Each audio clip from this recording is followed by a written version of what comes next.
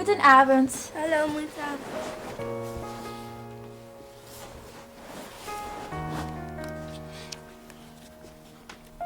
Hansi sitzt in den Gang.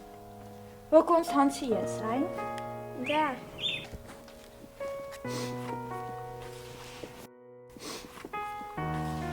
Schlaf gut. Tschüss. Hallo Liebling. Hallo Mutter.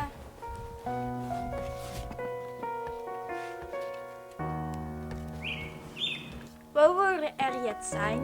Vielleicht ist er in das Gebäude geflogen. Nein, er ist da. Vielleicht ist Hansi unter die Gebüsch gelaufen. Würde Hansi auf das Dach geflogen sein? Nein.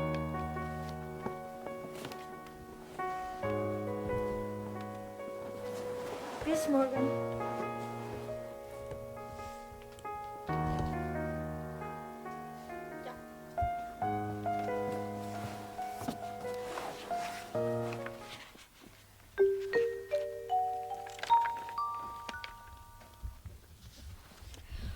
Wo ist Hansi?